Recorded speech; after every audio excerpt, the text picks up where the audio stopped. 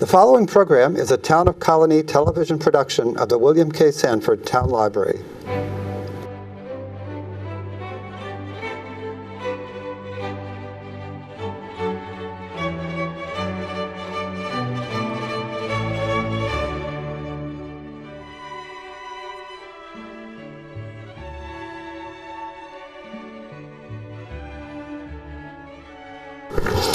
But we're here to talk about Frankenstein, which is a very famous story, as you know. And I'm glad to see a number of you here. As the brochure, as the publicity piece that went out indicated, what I'd like to do is to take a sort of a different approach to the novel than is usually taken. The typical approach starts from the films, as opposed to from the novel, and I'd just like to emphasize some of the themes that are in the novel that aren't as emphasized in the movies, from which we usually get our impression of the story. And then if anyone has any comment to make throughout the presentation, or hopefully afterwards, I'm going to talk for about a half hour, try to raise a few issues. And then I'd be delighted to hear what you folks have to say, either about issues that I've discussed or about other things. This is the official logo for Siena's commemoration. The novel was published in 1818, so it's the bicentennial of the publication, which occasions the topic arising again. What I'd like to do is tell you a little bit about Mary Shelley, the author.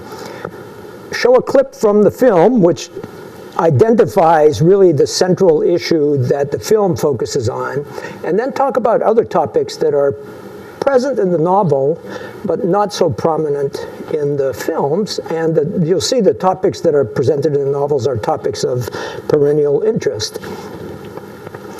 So this is what it looks like with 1818 at the bottom there. Mary Shelley is the author. Mary was born to two brilliant parents. Mary Wollstonecraft, one of the first feminists who wrote Vindication of the Rights of a Woman. And then her father was a political philosopher and anarchist, William Godwin. They did not believe in marriage. Mary Wollstonecraft had a child from a previous relationship, but they realized what a difficult time that child had as a bastard in the community of the time, so they got married officially before they had Mary, who eventually wrote the Frankenstein story. Mary Wollstonecraft died of complications from giving birth to younger Mary, and so she lived only 11 days after young Mary was born. So Mary Shelley, author of Frankenstein, never really knew her mother. Her father remarried, and it was sort of the evil stepmother business. She and her stepmother did not get along very well at all. One of her father's big fans was a poet named Percy Shelley, and Percy Shelley used to come to the house a lot. Percy was attracted to young Mary. Percy was married and had children, but he was attracted to young Mary. They would meet at the grave site of her mother. It was kind of a park-like setting, and fell in love. And when Mary was 16, as you can see here, she and Percy left England for the continent. Percy was still married at the time. Mary was also pregnant, and I've got a list here of events having to do with pregnancy and with death, which is a theme that obviously runs through the whole novel. So when she's 16, she leaves for the continent. They go to Switzerland. A child is born in 1815 who dies a few weeks later. And there's a very moving sentence in Mary Shelley's diary where she picked up the child in the middle of the night to suckle it so that the child would eat, and the child was limp. And so she shook the child, she hugged the child, she did all kinds of things to try to bring the child back to life, but the child had gone. It's a very moving, very touching scene in her reflections of that time. Then a son was born, but the son only lived 3 years. And then a daughter was born, dies. 1818, March, this month, marks the 200th anniversary of the publication. Then in 1819, her son was born. He was the only one of her children who lived to adulthood. Then she had another miscarriage in 1822, and her husband drowned as a very young man. They had by then gotten married because Percy Shelley's first wife committed suicide, and so that meant that he was no longer bound to that marriage. So you see, there's a death and life sort of kind of mixed together in their upbringing here. They were in Switzerland with Lord Byron, who's also another famous poet. And it was a terribly cold summer. There had been the previous months before, there had been a huge volcanic explosion in Indonesia, and the mess from that volcanic eruption caused a tremendous change in the weather patterns, and meant that the summer in Europe, 1816 is what we're talking about here, that summer in Europe was cold and dreary, and so they were by Lake Geneva. They expected to be doing a lot of stuff outside, but they couldn't. They were inside, huddled by a fire. They read a lot of ghost stories, and Lord Byron suggested one day, well, we should all write our own stories. And Shelley's is the most famous of the stories that came out of that. 1818, the book was published, and it was cribbed or copied soon after that into a play, 1823, as you can see here. The play is called Presumption, and the play sets the tone and sets the theme for the way the novel is going to be read from then on, because the main focus of the novel is presumption, that is, presuming to be like God. This isn't really the focus of Shelley's novel, but it was the focus of the play, and then it became the focus of the movie here, 1931 movie. You see the poster of it here. The movie itself was based on a later play rather than directly on the novel. This is a scene from the 1931 movie.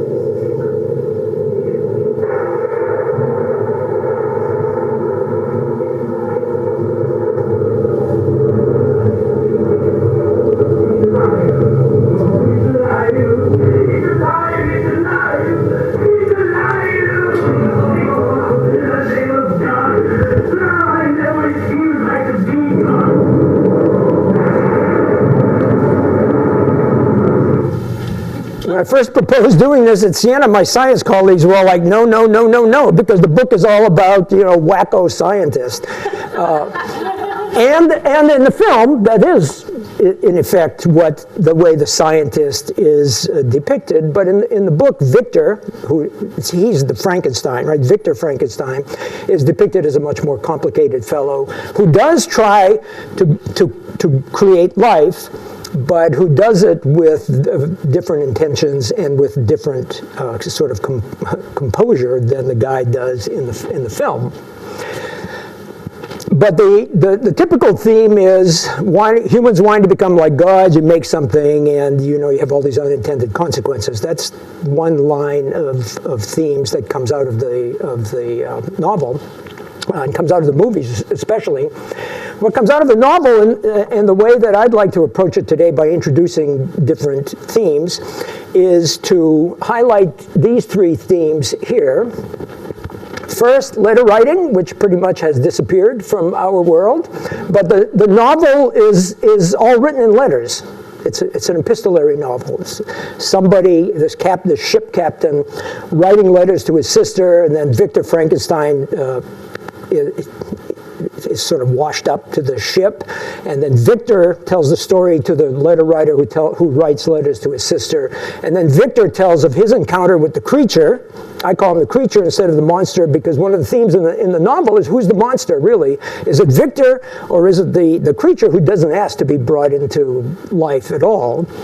And then the creature gets to speak through the letters, but it's all letters. The whole novel is written in letters. So letter writing as something that's disappeared in our world is something we may want to talk about, and I'll mention some things regarding it. Overcoming death, immortality, fear of death, that's something that human beings have been involved with for a long time. Our era is no different from that.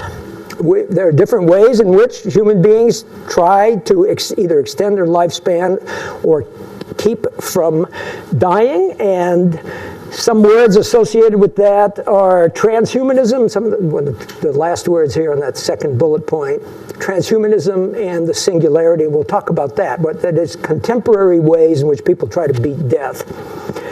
And then finally, creating life without women, that's what Victor tries to do. Victor, his name is significant, right? He wants to be victorious over nature.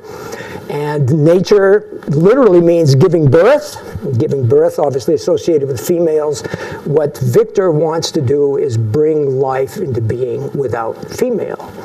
It's a dream that's still with us today, especially in robotics. And what I'd like to do is just sort of explore how that theme is still alive today. And so that one of the reasons why the novel keeps its fascination, and it's been in print for 200 years, that's quite an accomplishment, is because it deals with themes that don't go away, themes that are still prominent in our lives. Letter writing, should be some music coming on here. I hope it's not too loud. I didn't realize I couldn't control the volume here, but so Frankenstein's this epistolary novel. Thank you. Oh, good. We'll leave it as background music. Letter writing, the main thing I want to point out is letter writing was once prominent. Probably, I'd look at this audience here. My guess is this audience is familiar with going to the mailbox and waiting for a letter. When students today go to the mailbox, they wait for an Amazon package, right? And there's no such thing as letter writing anymore. They get texts. Text is the big thing. They get emails, but even emails are fading away. I had my students this semester, at the beginning of the semester, write letters, actually write a physical letter, which most of them had never done. And I collected them so I could check them off to make sure they had done them, and I mailed them. One student had put the stamp in the upper left-hand corner of the envelope, which is not surprising, I guess, because he had no experience of doing letter writing. I'm guessing the initials SWAK mean something to this audience, which would not mean anything to the students, and the upside down stamp would. One indication of how letter writing was important is we've got a number of songs here, Love Letters in the Sand, The Letter, I don't know what all the others are, but you know, a variety of music, popular music, that focused on letter writing. And what I would like to do here, what I'd like to do is just sort of introduce you to some of the topics that my students undertook when they did a research project. So we did two projects. We did one, they had to write an actual letter to somebody. And then the other one, they had to do an oral history, just to understand the role of letter writing in the lives of people who aren't them. And a lot of them chose grandparents, uncles, aunts, friends who were of a certain age. Us, did you actually? No, yeah, people like us. And the students themselves came up with the questions. There was a sort of a set number of questions that they were going to ask. And these are some of them. I've got 2 slides with them. And the first thing I'd like to suggest here for discussion for us is maybe we want to address some of these questions. So who'd you write the most to? What were the most memorable letters? I mean, some of this sort of repeats because it's, you know, it's just sort of classroom brainstorming. Did a letter ever make a major difference in your life?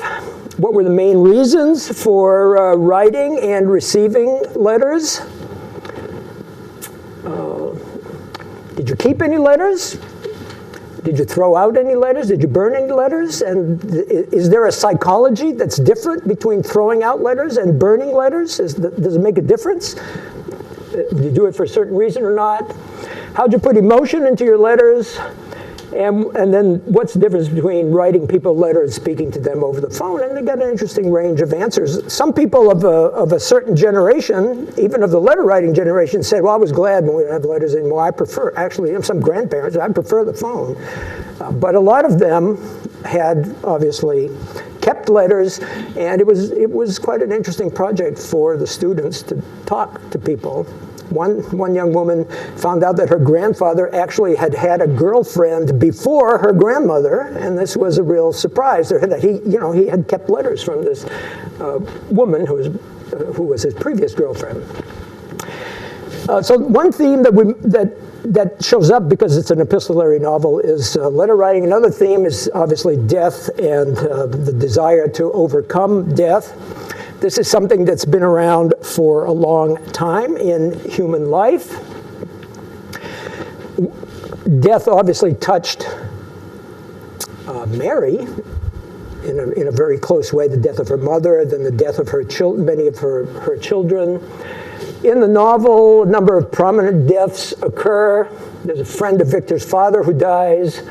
Elizabeth is Victor's girlfriend, and she's brought into the Frankenstein household because her mother dies.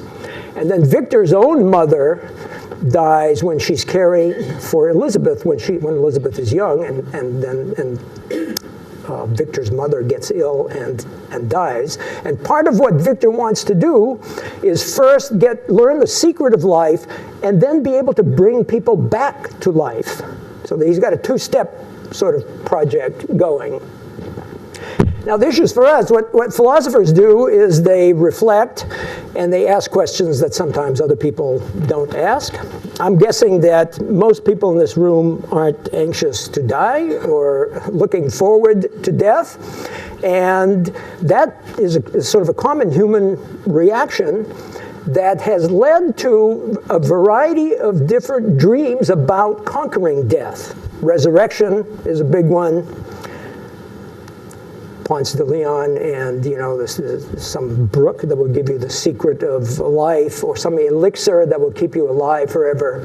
Some kind of immortality that means that you're never going to die.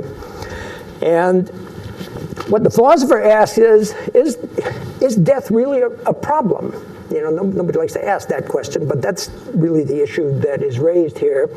So is mortality really a bad thing? And then I've got other, if I can move the slide forward here. Oh, right, the dream, yes, the dream of immortality or not dying or resurrection is not an old one, right? It's not like, you go back to the Gospels and, Lazarus comes back to life, Jesus comes back to life. We still have that in our culture very much, and the whole Elvis is still alive thing was part of that.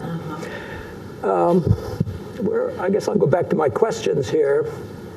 So the issue is, how do we deal with loss and grief? Right? Grief is a bad thing, it's a painful thing. Is it something that we need to overcome, though, or is it something that we just need to live through? That's sort of one of the questions that philosophical reflection arises. Is the dream of immortality narcissistic? Is it something that's self-centered, self-involved, and really not a generous-spirited kind of dream? Is mortality a bad thing? Or is it just a natural part of life that is painful but has an important dimension to it, as we'll see in a moment?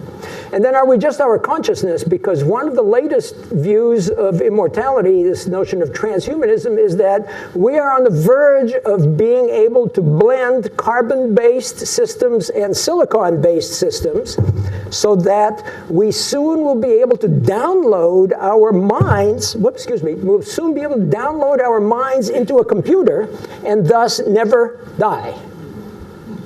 But see, this is the important question. Our minds will never die, but what the heck kind of life is that, right? I mean, I couldn't talk, if I were just a mind, I couldn't talk to any of you here, right? Because I wouldn't have a body. I couldn't see you, I couldn't hear you, I couldn't smell the coffee back there.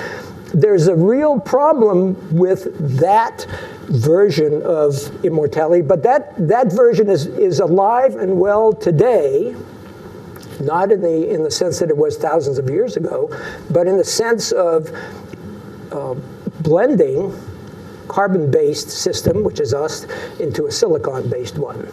So anyway, there's Elvis again. This is the elixir of life approach. Elixir of life is a phrase that's actually used in the Frankenstein story, fountain of youth. Here's a product. You take 2 of these a day, and it slows down your aging rate and keeps you alive a lot longer. The ads for this can never say that it prolongs your life, but they're very suggestive in doing so.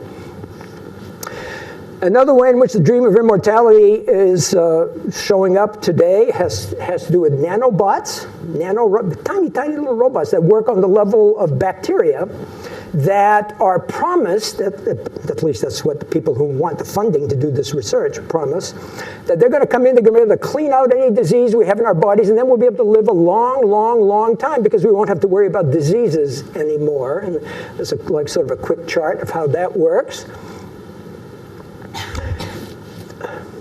Then this guy, Ray Kurzweil, is one of the great inventors in the world of artificial intelligence. He works for Google now. And he is one of the most prominent people projecting that within the next 50 years, we will have made such great improvements that we will, in effect, be able to download our own consciousness into a machine, and then it will live on forever because the machine will actually be better than our bodies, which decay. And so the singularity is when that moment will occur, and then he's got the promise here of eternal life because since we won't be attached to our bodies anymore, we won't have to decay. These are just quotations from him. The biological part is not important anymore, so there's a certain definition of us as consciousness more than body, and then here's his use of the word singularity when we have what I call carbon-based and silicon-based machinery interacting.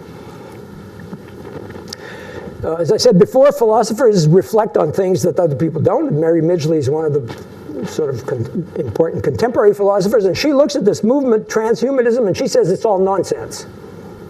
Right? She says this dream of immortality is a big mistake. It would not be a better life, right? A life in which, so this was hard for us to swallow, a life in which death did not occur would not be a better life than the one we have now. Why? Well, first of all, there'd be too many of us. That's one problem. Secondly, we'd have to stop having children. And, some of these egghead philosophers think, well, to be human is to be mind, conscious. They don't pay any attention to children. But having children, bring another generation into the world is part of our emotional constitution. And it would change us radically to live in a world where that did not happen. Retirement, I'm about to retire. Social Security, we got a lot of people in Washington going after that, going after Medicare. Think of millions and millions of people hanging around forever, how much that would cost, and what kind of burden that would be on the young people, and there wouldn't be that many young people left anyway. So there's practical problems. Then we sort of have a natural emotional constitution which is tied very much to the biological rhythm in which we find ourselves, which is that we live a certain span of time. We have a birth date, we have a death date. We know the first, we're not quite sure what the second is, but we know it's one of 366 days and that it's going to happen. And that means that forces us really, in a sense, to prioritize, right? It forces us to say this is important. We can't say, oh, gee, I'm going to spend the first 200 years of my life doing charitable work. In the next 300, I'm going to raise a family, and the 500 after that, I'm going to travel. No, we know that somewhere between 80 and 115, where most of us are going to, well, everybody by 115 or 120, are going to have faded away, and we need to decide how to spend that fixed amount of time. If you take that out of the mix, it really changes who we are. and the Midgley worries about that.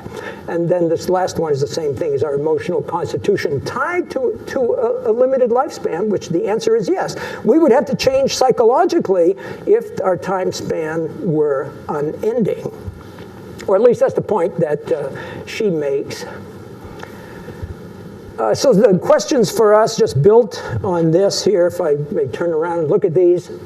Should dying be thought of on the analogy with illness? That's how it's mostly thought of, right? Death is like illness. Just as we want to cure muscular dystrophy, we want to deal with cancers, so we should be able to deal with death, which is just like an illness. That's the analogy that Midgley wants to challenge. Philosophers like thought experiments. I'm just going to mention the second one, then I'll move to the next slide. To sort of focus the issue, and the thought experiment here is, if you could take a pill or a potion that would let you live forever, would you do it? Actually, most philosophers who ask this question answer no. My guess is if you offered it to lots of people, most people would answer yes. But they wouldn't realize what would it be like to live 2,000 years, right? That's the kind of question that has to be addressed here. Oh, and then the bottom one, philosophers, who are mostly male, are fascinated often with something called like being unto death. You ever read existentialist philosophy? It's like, oh, being unto death. I mean, it's just me and death. They don't talk about children. And they don't talk about the way that creation has set things up, or nature, if you're not religious, which is birth and death, and birth and death. You've got to hyphen them all together. So it's not that we are creatures unto death. We are creatures unto death and birth. Right? We go through puberty at a certain point, and puberty is your body's way of saying, "Hey, you're going to die." Right? Get ready, and it's the natural sort of physiological way of dealing with it. So we tend not to emphasize the hyphen. I suspect that's because most thinkers have been male rather than female. So they've left children out of the picture. Then it's an important part of how our natural system has dealt with this limited span which we have. Then the final theme, creating life forms in a laboratory. Kenneth Branagh redid the Frankenstein movie in the 1990s, and this is his lab. You saw the lab earlier in the clip from the 1931 film. This is the lab in Branagh's movie from the 1990s. And mostly creating life in a laboratory today ends up in the hand of the robotics industry. And the robotics industry, like any other industry, needs to make money. And so what sells? Well, sex sells. And the number one focus of the robotics industry today is sex robots. Not a doll you blow up, right? Which is from the old days. These talk to you because because silicone is around. They feel better, right? Because silicone is around, and they talk to you because of artificial intelligence. And it's not like a recording, but they actually respond. It's like, I called the airline company and I'm talking to a robot at first. Here they program these bots to speak and interact with people, and it costs $10,000 to $15,000 to buy one of these, so you make a lot of money. Here's one. This is Abyss. No, which one? Yes. Well, the guy on the left runs the company, and Harmony over here on the right is his robot. And you see she's a prototype, and what she does, and there's going to be another one of her. This is blonde. You can customize, for $15,000, you can get the hair color you want, you can get the eye color you want, you can get the breast size you want. It's Stepford Wives. Stepford Wives actually look a little better than this, but it is the Stepford Wives kind of dream that is being lived out here, and the breakthrough is artificial intelligence. That's what goes from the blow-up doll to, that's the big difference between the blow-up doll and these folks here, is that they have a voice, they talk to you, they interact with you, and they have orgasms.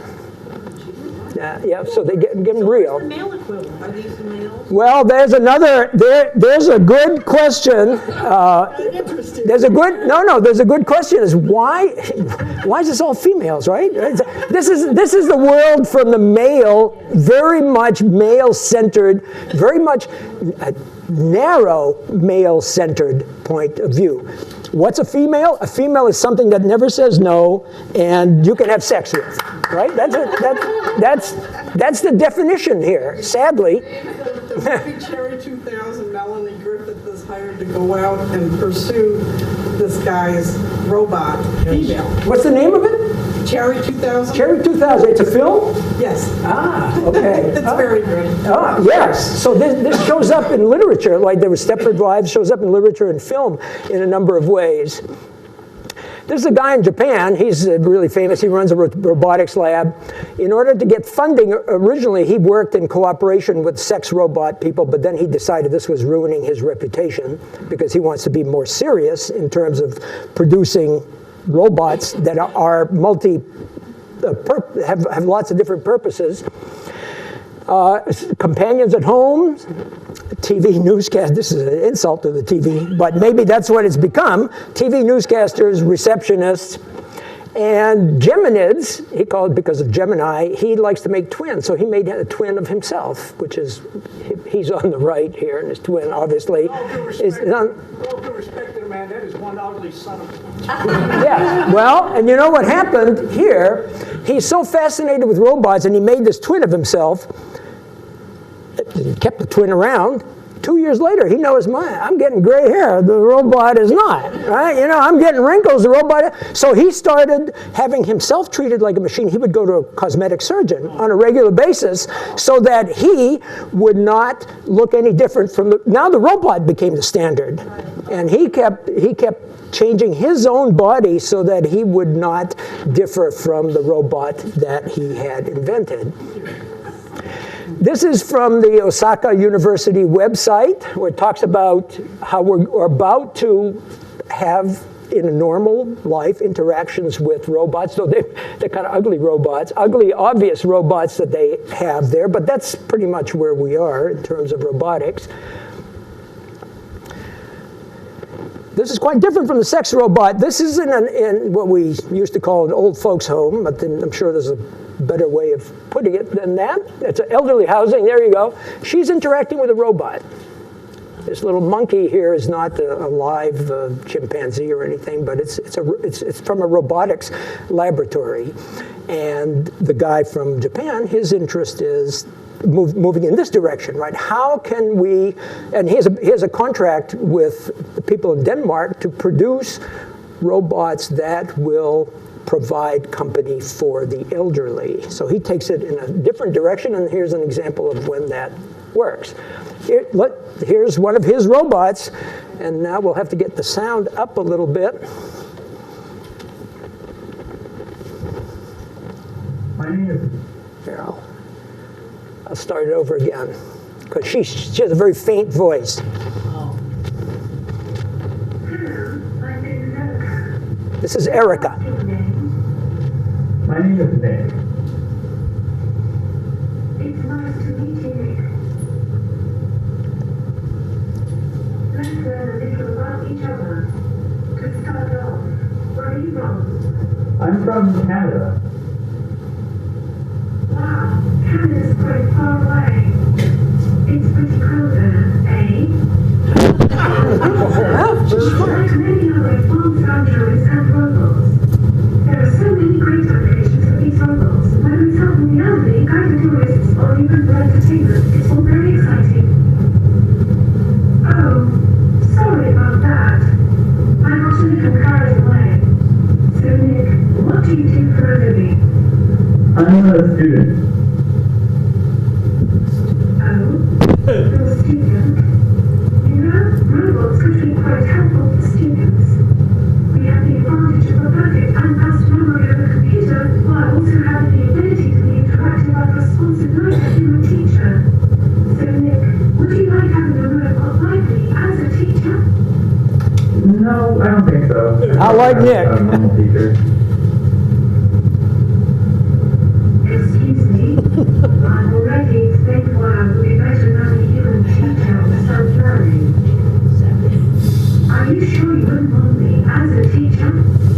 Yeah, I'm pretty sure.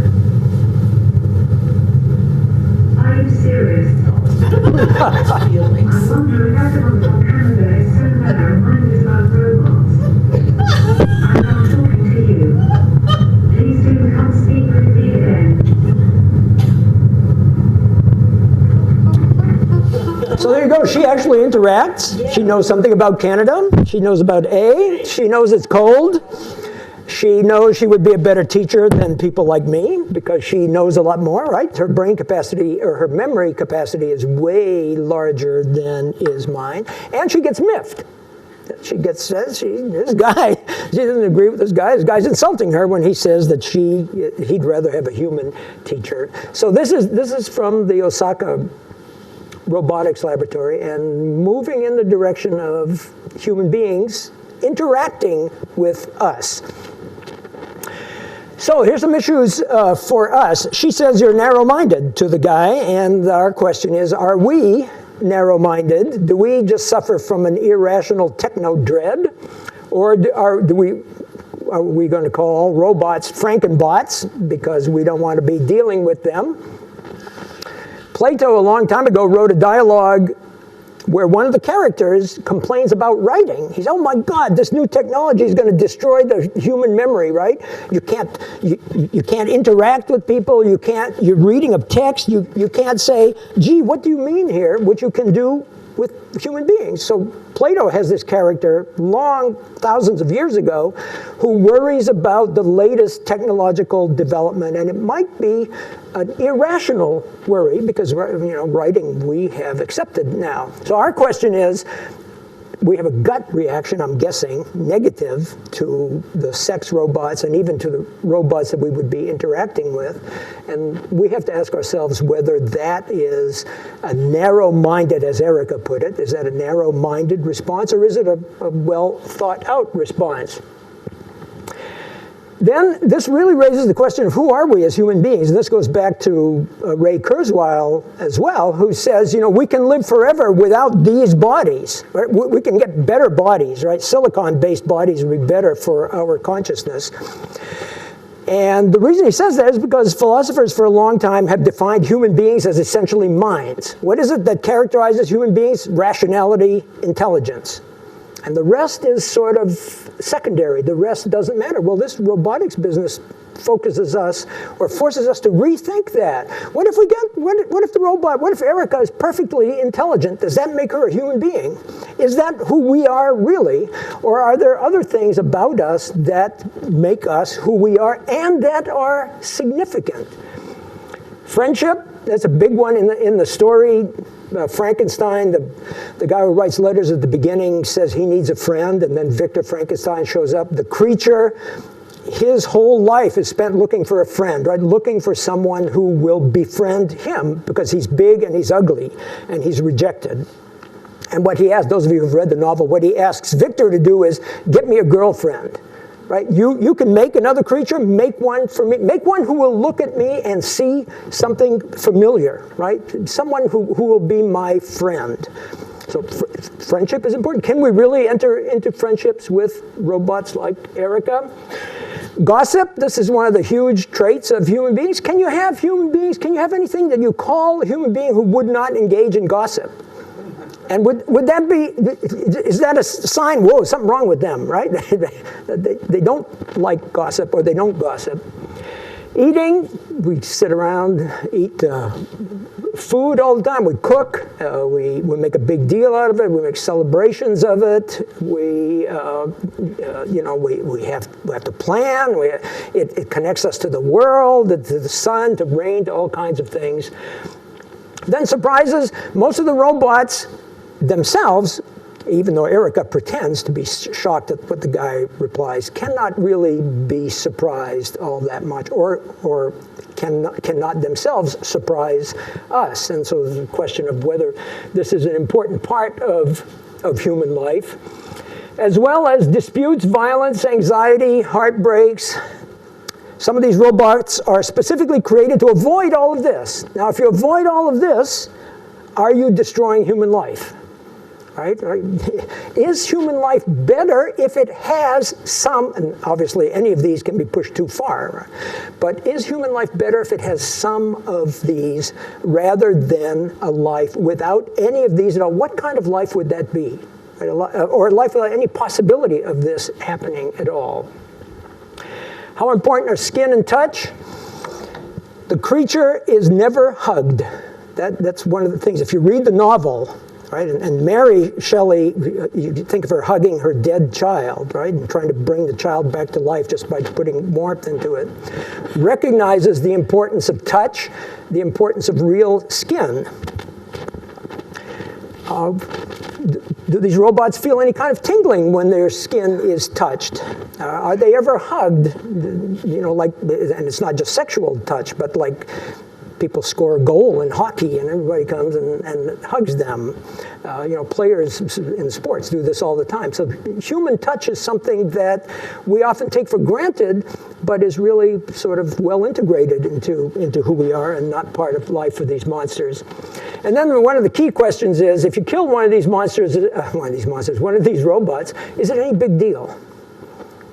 And that sort of sends a signal to us as to whether we want to continue making a distinction between the robots and real live human beings. The important issue here is that it forces us to rethink, who are we? Are we just our intelligence, or are we just our minds? Or is the physiological dimension of human life central to who we are? The robotics people think no.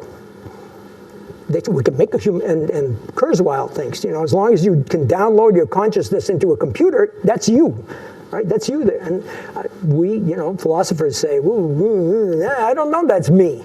If I can't see anybody, if I can't talk to anybody, if I can't hear anybody, if I don't feel anything, if anybody touch it, like if I'm an immortal soul, right? What the heck kind of life is that? There's no life at all, and that's not really me. But there's a whole tradition which says, well, you are only your mind. My guess is that this robotics industry is forcing us to at least ask that basic philosophical question again. And so that's the end of the, as you can see here, the end of the presentation with a little summary of the themes that you folks might want to talk about, or other themes you might want to address. The Frankenstein story itself, and especially the life of Mary, the importance of letters fading away. Have we lost anything, or have we gained in terms of efficiency since we have moved beyond letter writing? What about the different forms of immortality that continue to be prominent in life today? And then finally, robotics, which are becoming more and more a part of our lives. It's hard to, anytime you call a major corporation, call Time Warner, call an airline, you're talking to a robot. I mean, you really are, right? Yes, or your doctor, yes, now. So we are moving in that direction, and the question is, how far are we going to go? Or should we get used to it? We got people who want to talk right away. Great. Please. Can you comment at all? The title of the book was Frankenstein, the Modern Prometheus. Yes. And all I remember was Prometheus gave fire knowledge to man. Zeus got mad, chained him to a rock, and the eagles picked his liver, but he couldn't die. So why did Shelly yes, that's excellent. Right. The subtitle is a Modern Prometheus, and Prometheus is someone who challenges the gods, who does great favors for human beings by bringing them fire, or brings them technology, in effect, and is punished for doing so. And Shelley herself lives at the beginning of the 18th century, beginning of the 19th century, excuse me. Right at the end of the 18th century. The 18th century is a time when human beings have this great belief in progress and technology that is inevitable as a result of scientific achievements. So Prometheus is a big hero in the 18th century. Mary's husband wrote Prometheus Unbound, one of his most famous poems. Byron, the other guy who was at the Lake Geneva, also is part of this tradition. That is, human beings are becoming like Prometheus. We don't have any limits. And I suspect, though this is controversial, that the title is ironic. That is, that Shelley is saying, my whole background is people who think everything's just getting better and better and better as we break through the bonds of nature, right? What the limitations that nature has imposed on us. And she wants to write a cautionary tale to say there's a downside to the Prometheus dream. And interestingly, the downside to the Prometheus dream is if you don't treat your offspring with love. Victor, his great failing is he abandons his creature as soon as he brings the creature into life. Runs away, leaves him to be himself. That's the creature's never hugged. Creates man, but then he creates woman, and God is trying to love man, and the monster, like you said, is looking for that. And Victor, assuming the role of God, really can't handle that responsibility because he is not at that level. He just got lucky and made a robot, so to speak. There you go. That's an excellent way, I think, to rephrase the story and to indicate how Mary Shelley is following the pattern of Paradise Lost. The creature says, I'm your Adam. He says that specifically to Victor.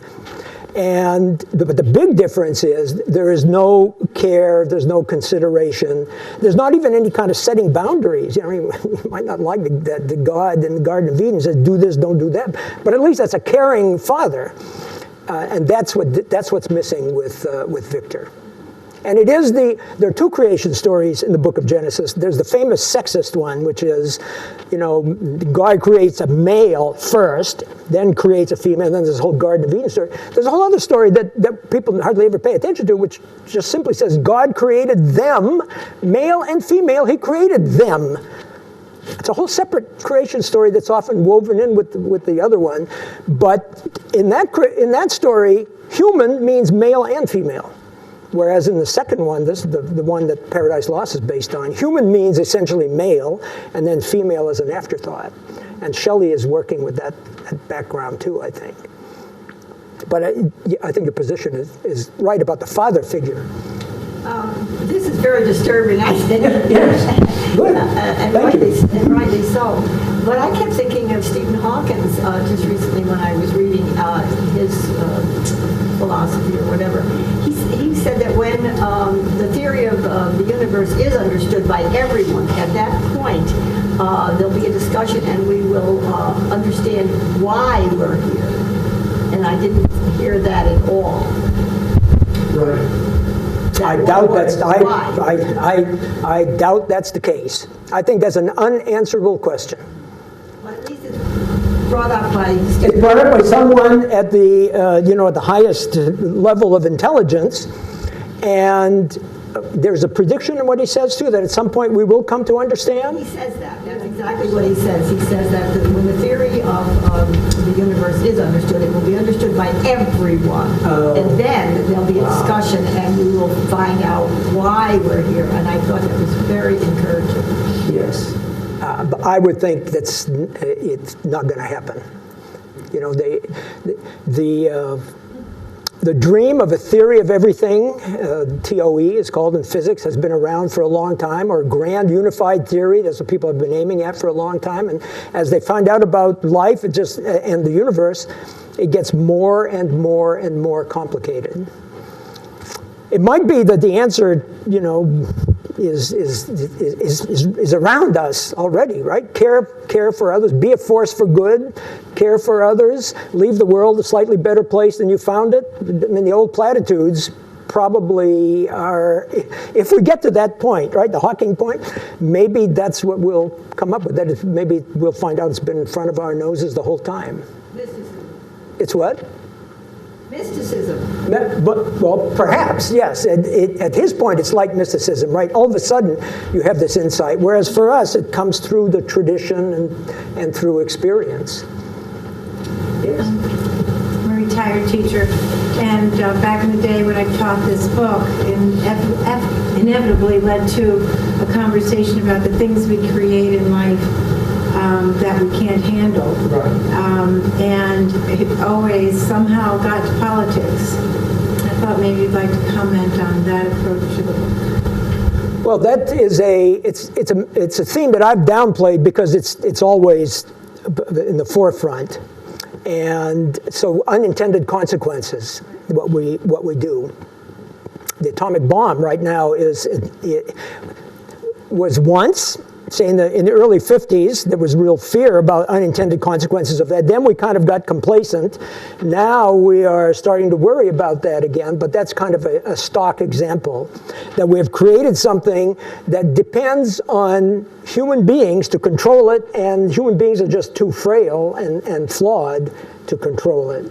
So that, I think that is one of the important themes in here. It shows up when you put Franken in front of things. Franken food, you genetically modify food for a certain purpose, and it does that very well. You can get a tomato with a really tough skin that travels a long time and handles traveling well, but is it going to do something to our health that we don't know yet? And so I'm trying to think of other words that have Franken in front of it, but usually that's the theme that's highlighted, that is unintended consequences from what you have done. And we have it's not that unusual. I mean, I call it the, antibiotic syndrome.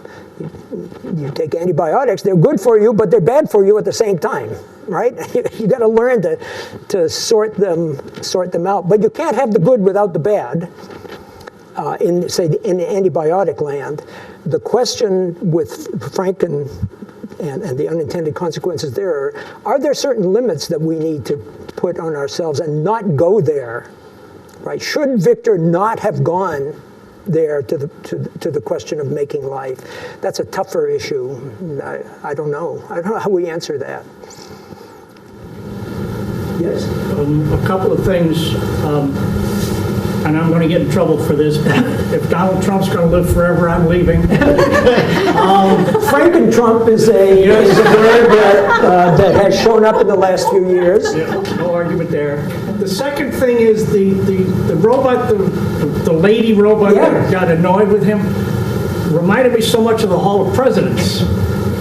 Remember Disney's Hall of Presidents? Yes. When Lincoln gets up and makes his speech and so on and so forth. And that goes back a long time. I'm talking like the 1964 World's Fair.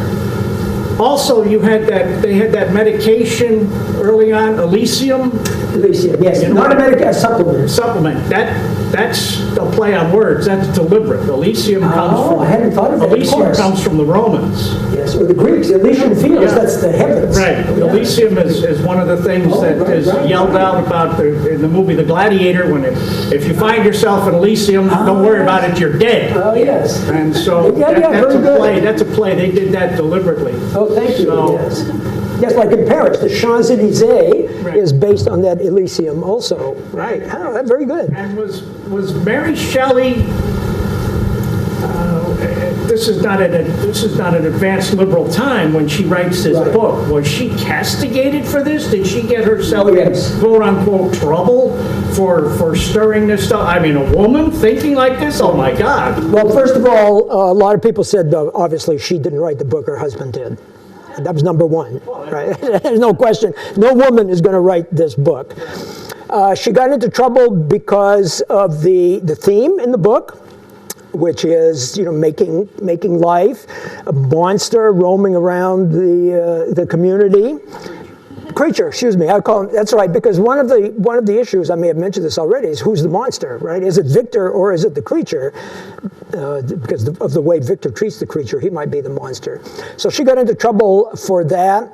She and Percy and Byron also got into trouble for their lifestyle. I mean, she's 16, she runs off with a married man, and they go to Switzerland. People around them would have binoculars that would watch what's going on, because they figured this is a den of sin, which it was, but they were watching it, so they created quite a scandal. Percy and Byron, real sleazy characters. Percy tried to pimp Mary off, his wife, right, to pimp her off to friends of his. Lord Byron was always sleeping with women and leaving children all over the place. These were not nice people. So there was good reason why people would look askance at them. I suspect that the Bishop of Rome was not pleased with this No, book. they were not. No. Luckily, they were in England. They were Protestant England, and then they went to Protestant Switzerland. So that probably helped them out a little bit. 200 years earlier, they'd have been burned. They would have been burned. They would have been burned, yes. Well, Mary's mother, who had a child out of wedlock and received a lot of social opprobrium for that, and the poor child, took the brunt of it. That's why she and Mary Shelley's father eventually got married, so that young Mary would not be a bastard. Not because they thought that was a good idea. They didn't believe in marriage at all, but they just thought, it's unfair to put this second child through all of that. But yes, a lot of criticisms of her. And she's only 18. I don't know if I meant it. She's only 18 when she starts writing this book.